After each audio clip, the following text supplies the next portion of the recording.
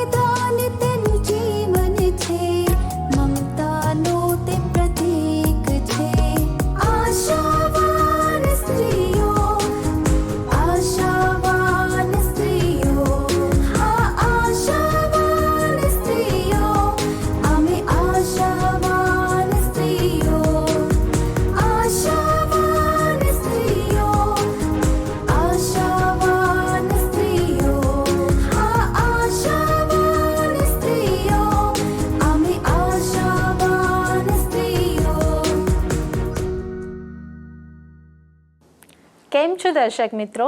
આશાવાન સ્ત્રીઓ કાર્યક્રમમાં આપ સર્વનો પ્રેમથી આવકાર કરું છું. આપ અમારી સાથે આ કાર્યક્રમમાં નિયમિત રીતે સામેલ થાઓ છો, તેથી અમને ખૂબ આનંદ થાય છે.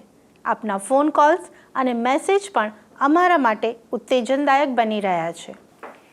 નમસ્કાર મિત્રો, અમને ખૂબ આનંદ થાય છે કે આ કાર્યક્રમમાં આપવામાં આવતું શિક્ષણ આપના માટે ઉપયોગી બની રહ્યું છે. આપના તરફથી મળતા ઉત્તમ પ્રતિભાવોની અમે કદર કરીએ છીએ. આજે પણ એક નવા વિષય સાથે અમે અહીં ઉપસ્થિત થયા છીએ. જો તમને યાદ હોય તો થોડા સમય પહેલાં આ કાર્યક્રમમાં આપણે રૂથના જીવન વિશે અભ્યાસ કર્યો હતો. આજે પણ આપણે બાઇબલમાંથી એક સ્ત્રીના જીવન વિશે અભ્યાસ કરવાના છીએ. જેમ બાઇબલમાં રૂથના પુસ્તકનો સમાવેશ કરવામાં આવ્યો છે, તેમ તે સ્ત્રીના પુસ્તકનો પણ સમાવેશ કરવામાં આવ્યો છે.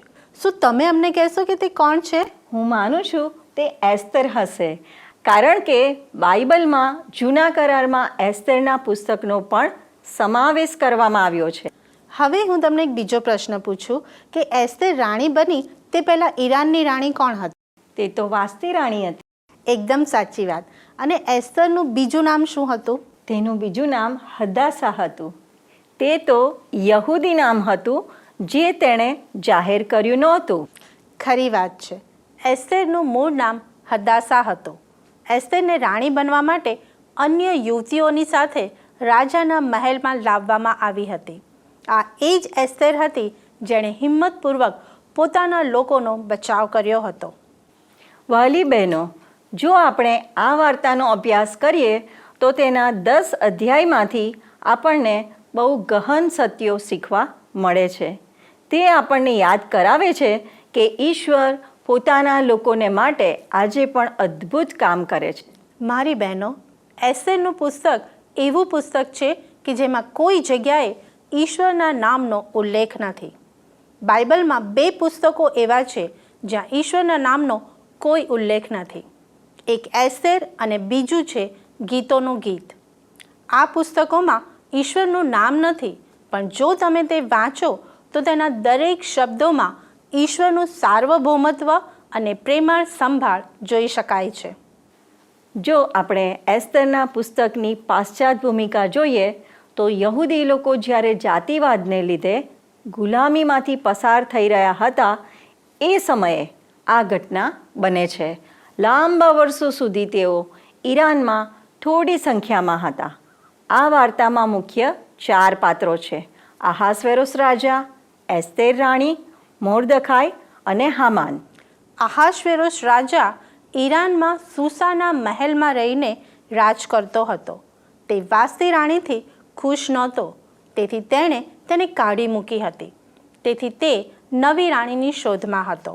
તેથી અન્ય યુવતીઓની સાથે એસ્તરને પણ રાણી બનવા માટે રાજાના મહેલમાં લાવવામાં આવી હતી. તે યહૂદી હતી, પણ તેના કાકા મોર્દખાએ તેને આ વાત ગુપ્ત રાખવા કહ્યું હતું. ઈશ્વરની કૃપા એસ્તેર પર હતી અને રાણી તરીકે તેની પસંદગી થઈ. એ જ રીતે મોર્દખાઈ એસ્તેરના કાકા હતા અને તે પણ યહૂદી હતો. એસ્તેર અનાથ હોવાથી મોર્દખાએ તેને ઉછેરીને મોટી કરી હતી. આ આખી વાર્તામાં તે એસ્તેરને સલાહ આપવાનું અને તેની સલામતીનું ધ્યાન રાખવાનું ચાલુ રાખે છે. સમય જતાં રાજા પણ મોર્દખાઈની વફાદારી અને જવાબદારી પ્રત્યેની ગંભીરતાને ધ્યાનમાં લે છે. પણ હામાન નામનો એક માણસ યહૂદીઓનો દુશ્મન હોય છે. તે યહૂદીઓનો નાશ કરવાની યોજના ઘડે છે. પછી આગળ શું થાય છે તે જાણવા આપણે એસ્તેરની વાત તરફ પાછા આવીએ. રાજાની રાણી બનવા માટે સુંદર યુવતીઓની પસંદગી કરવામાં આવી. તેમાં એસ્તરની પણ પસંદગી થઈ. તે શું તમે જાણો છો? આ તો અત્યારના સમયમાં મિસ યુનિવર્સની સ્પર્ધા થાય એવી સ્પર્ધા હતી. તે કોઈ સામાન્ય પસંદગી નહોતી. આ બધી સુંદર યુવતીઓમાં એસ્તેર પ્રથમ સ્થાને પસંદગી પામી. આ કેટલું આશ્ચર્યજનક કહેવાય. ઈરાનના રાજાએ બધી યુવતીઓમાંથી રાણી તરીકે એસ્તરની પસંદગી કરી. બીજાઓ પર કેવી રીતે પ્રભાવ પાડવો અને મિત્રતા કરવી તે એસ્તેર સારી રીતે જાણતી હતી. રાજાનો ખોજો હેગે જે આ યુવતીઓની કાળજી લેનાર હતો. તેણે એસ્તેર પર મહેરબાની રાખી. તેણે એસ્તરને ઉત્તમ રહેઠાણ, ઉત્તમ ભોજન અને સારી દાસીઓ આપી. તે સાથે ઉત્તમ સુગંધી દ્રવ્યો પણ આપ્યા. જ્યારે એસ્તેરનો રાજા પાસે જવાનો વારો આવ્યો ત્યારે પણ તેણે હેગેની સલાહ લીધી.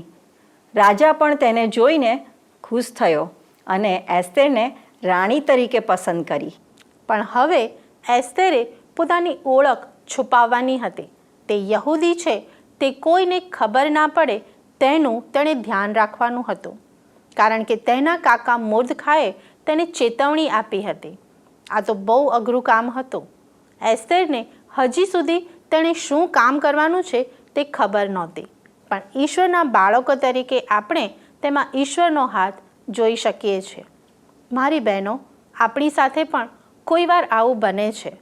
કેટલીક વાર આપણે ઈચ્છીએ તે રીતે બધી બાબતો બનતી નથી. આપણી ટૂંકી દ્રષ્ટિ આપણા જીવનમાં જે મહાન બાબતો બનવાની છે તેને જોઈ શકતી નથી.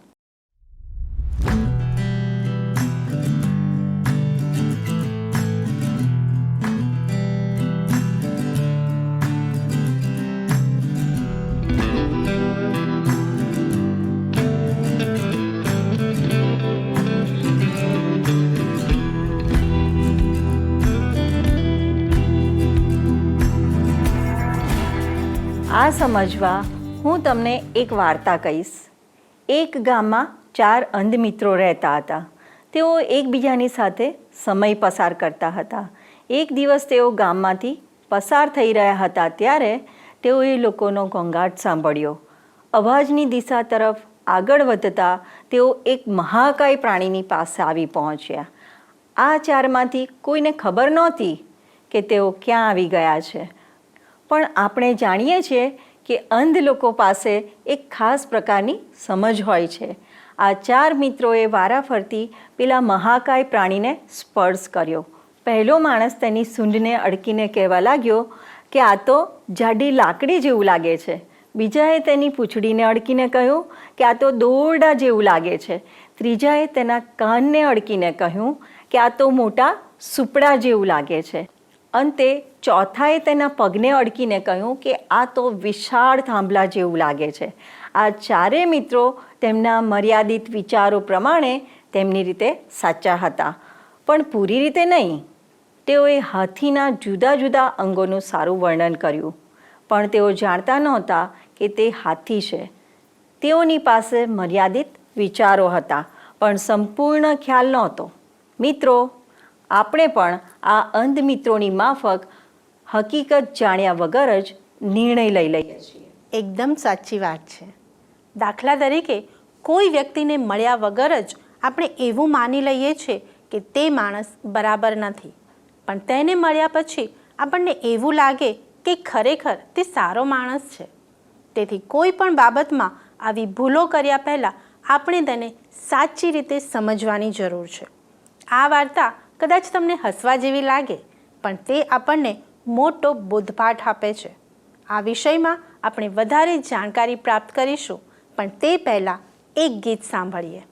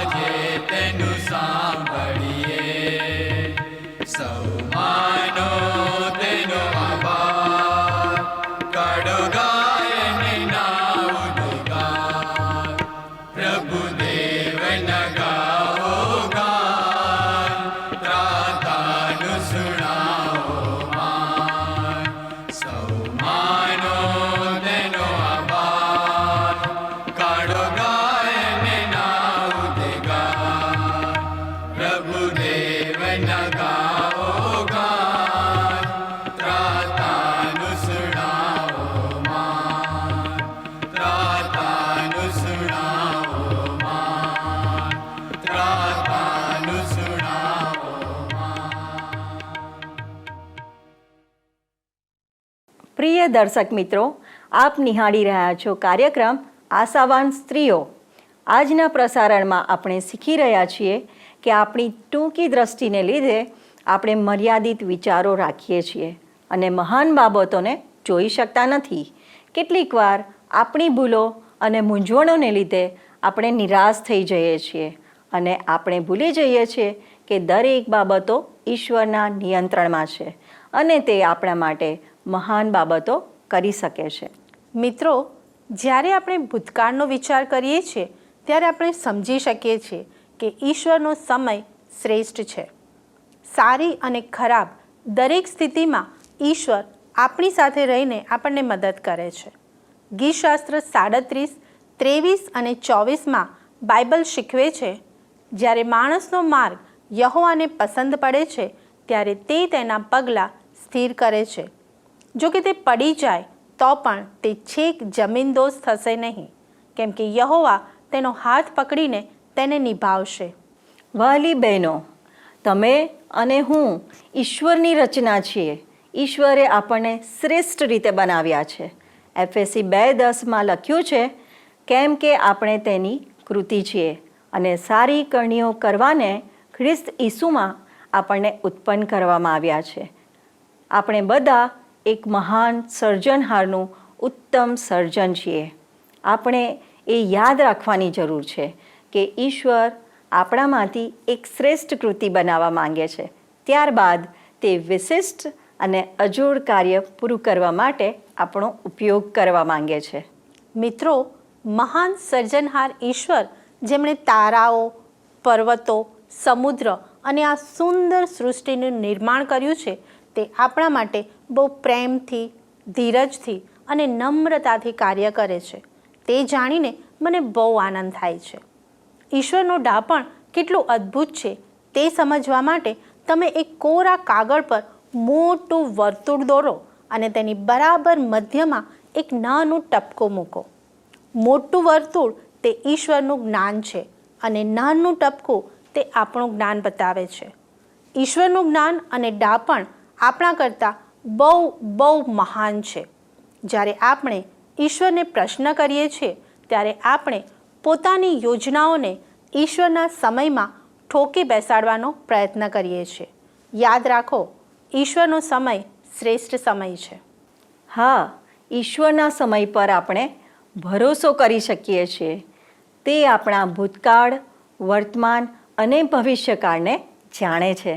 કદાચ આપણને એવું લાગે કે ઈશ્વર બહુ ધીમે કામ કરી રહ્યા છે અથવા ઈશ્વર મારું સાંભળતા નથી. આપણી પ્રાર્થનાના જવાબ તાત્કાલિક મળે એવી આપણે આશા રાખીએ છીએ.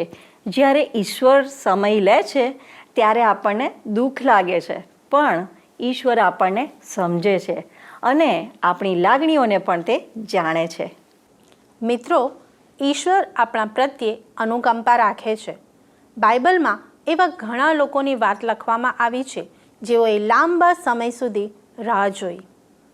ઇબ્રાહિમ અને સારાએ બાળકના માટે રાહ જોઈ. યુસુફે લાંબા વર્ષો ગુલામીમાં અને જેલમાં પસાર કર્યા. ઇઝરાયેલ પ્રજાએ વચનના દેશમાં પ્રવેશ કરવા માટે 40 વર્ષ સુધી રાહ જોઈ. ઈશ્વર આપણા માટે પણ ધીરજ રાખે છે, તેમજ આપણે પણ ઈશ્વરના સમય માટે ધીરજ રાખવાની છે. યર્મિયા 29 અને 11 લખ્યું છે, કેમ કે જે ઈરાદા હું તમારા વિશે રાખું છું તેઓને હું જાણું છું, એવું યહોવા કહે છે. એ ઈરાદા ભવિષ્યમાં તમને આશા આપવા માટે વિપત્તિ લખતા નહીં પણ શાંતિને લખતા છે. મિત્રો, આ શબ્દો ઈશ્વર ઇઝરાયેલ પ્રજાને કહે છે જેઓ બાબિલની ગુલામગીરીમાં હતા. ઈશ્વર તેઓને કહે છે કે તેઓ 70 વર્ષ બંદીવાસમાં રહેશે. વાસ્તવમાં તેમના માટે ઈશ્વરની યોજના વધારે ગુલામગીરીમાં રાખવાની હતી. શું આ તમે માની શકો છો? પણ ઈશ્વરે તેમને સારા ભવિષ્યની આશા આપી અને વચન પણ આપ્યું. ઈશ્વરે આપણને પણ ઘણા વચનો આપ્યા છે, છતાં આપણે જીવનમાં મુશ્કેલીઓનો સામનો કરીએ છીએ. મારી બહેનો, આપણે ઈશ્વરની યોજના વિશે ગમે તે વિચાર કરીએ, પણ તે આપણા ભલા માટે છે. કેટલીક વાર તે માટે ધીરજથી સંજોગોનો સામનો કરવો પડે છે. આપણા ચારિત્રને વધારે સારું બનાવવા માટે અને તેને આકાર આપીને ઘડવા માટે ઈશ્વર કસોટીઓનો ઉપયોગ કરે છે. ઈશ્વરે આપણને ચોક્કસ બાબતોને માટે આશા અને સ્વપ્નો આપ્યા છે, પણ તે ક્યારે પૂરા થશે તે આપણે જાણી શકતા નથી. મિત્રો, કોઈ વાર એવું પણ બને કે જો તેનો સમય આપણે જાણતા હોઈએ તો કદાચ આપણે તેને છોડી પણ દઈએ. પણ જ્યારે આપણે ઈશ્વરનો સમય સ્વીકારીને ચાલીએ છીએ ત્યારે આપણે તેની આશામાં જીવી શકીએ છીએ અને આનંદ કરી શકીએ છીએ. જ્યારે આપણે ઈશ્વર પર સંપૂર્ણ ભરોસો રાખીએ છીએ ત્યારે શાંતિ અને આનંદનો અનુભવ કરી શકીએ છીએ. યુસુફે પણ તેનું સ્વપ્ન પૂરું થાય તે માટે લાંબો સમય રાહ જોઈ. શું તમને યુસુફનું સ્વપ્ન યાદ છે? હા, યુસુફે સ્વપ્નમાં જોયું કે સૂર્ય, ચંદ્ર અને તારાઓ તેની આગળ નમ્યા. એ જ રીતે તેના ભાઈઓની પૂળીઓ તેની પૂળીની આગળ નમી. પણ આ સ્વપ્ન પૂરું થાય તે પહેલાં યુસુફને વેચી દેવામાં આવ્યો, તેને હેરાન કરવામાં આવ્યો અને જેલમાં પણ નાખી દેવામાં આવ્યો. ઇઝરાયેલ પ્રજાએ પણ કનાન દેશમાં પહોંચતા પહેલાં 40 વર્ષ અરણ્યમાં રખડવું પડ્યું, કારણ કે ઈશ્વર જાણતા હતા કે તેઓ ત્યાં જવા માટે તૈયાર નહોતા. પણ ઈશ્વરે આ બધાની કાળજી લેવાનું પડતું મૂક્યું નહીં. એ જ રીતે એસ્તેર તો એક અનાથ છોકરી હતી.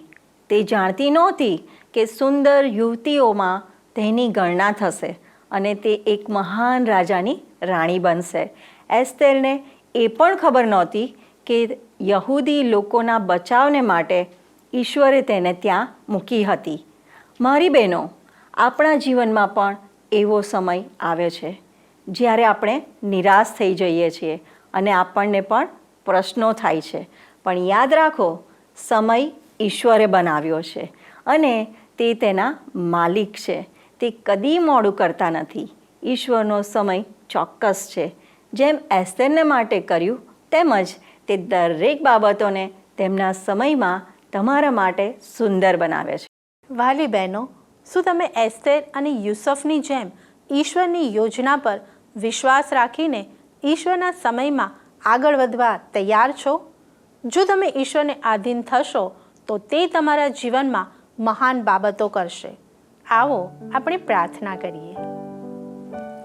પવિત્ર ઈશ્વર પિતા, અમારા જીવનને માટે તમારી પાસે ચોક્કસ યોજના છે, તે માટે તમારો આભાર.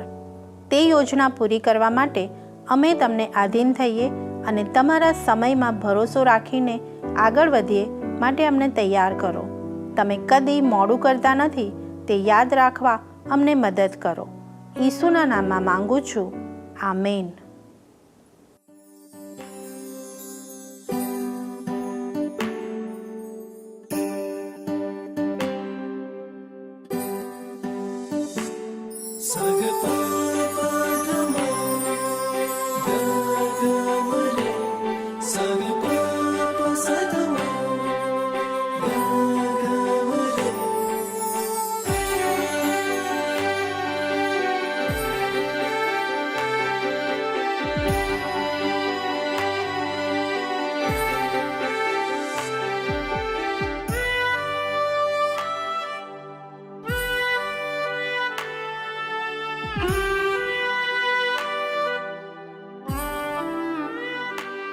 चाहूं बहु सांभळवाना में, चाहूं बहु गावाते,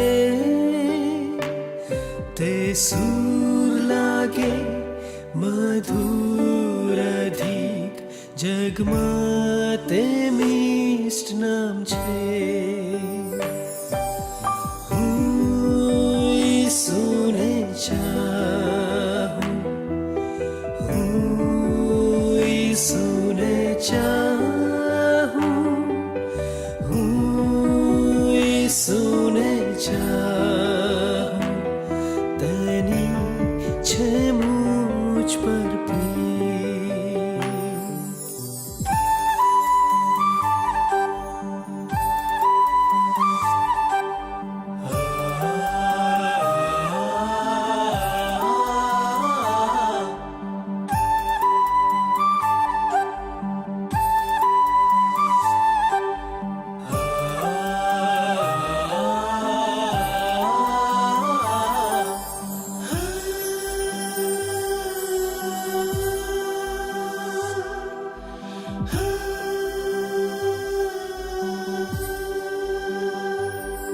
તે મને કે બાપનો ભંડાર જે છે દર દિવસમાં, જો હું જાઉં કોઈ માર્ગ અંધાર, પ્રકાશ દે આખી વાટ. હું ઈસુને ચાહું, હું ઈસુને ચાહું, હું ઈસુને ચાહું, છે મુझ પર પ્રેમ સગ પાપધમા ગગમરે સગ પાપ સધમા ગગમરે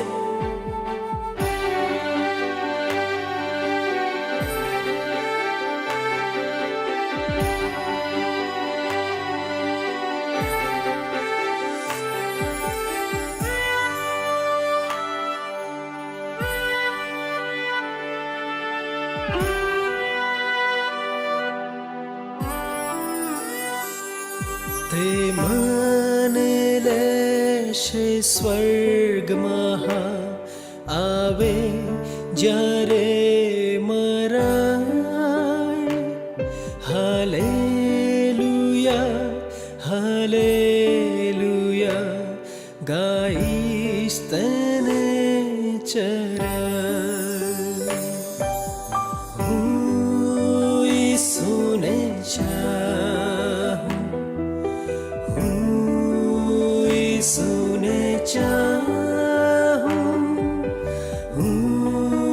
ઈસુને ચાહું તેની છે મુझ પર પ્રેમ વહાલા મિત્રો, આ છે કાર્યક્રમ આશાવાન સ્ત્રીઓ. આજે આપણે શીખ્યા કે એસ્તેર અનાથ હતી, પણ તેના જીવનને માટે ઈશ્વરની પાસે મહાન યોજના હતી.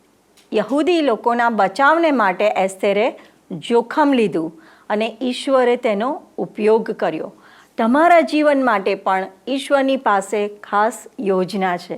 તે પૂરી થાય તે માટે તમારે પ્રાર્થના કરવાની છે અને રાહ જોવાની છે. હા મિત્રો, ઈશ્વર આપણી સાથે રમત કરતા નથી. તે આપણા જીવન સાથે કોઈ પ્રયોગ કરતા નથી, પણ તે આપણા જીવનને એક નવો આકાર આપે છે અને આપણને દિલાસો પણ આપે છે. ઈશ્વર પાસે આપણા માટે આયોજન છે અને તે શું કરે છે તે પણ તે જાણે છે. જ્યારે ઈશ્વર આપણને કપરા સંજોગોમાં મૂકે છે ત્યારે તેની પાછળ ચોક્કસ હેતુ હોય છે અને તે પૂરો કરવા માંગે છે. પ્રિય મિત્રો, અમને ખાતરી છે કે અમારા આજના પ્રસારણથી આપને ચોક્કસ ઉત્તેજન અને પ્રોત્સાહન મળ્યું હશે. જો આપના પ્રતિભાવો અમને જણાવશો તો અમારા માટે પણ તે ઉત્તેજનનું કારણ બનશે. સંપર્ક માટે અમારું સરનામું નોંધી લેશો.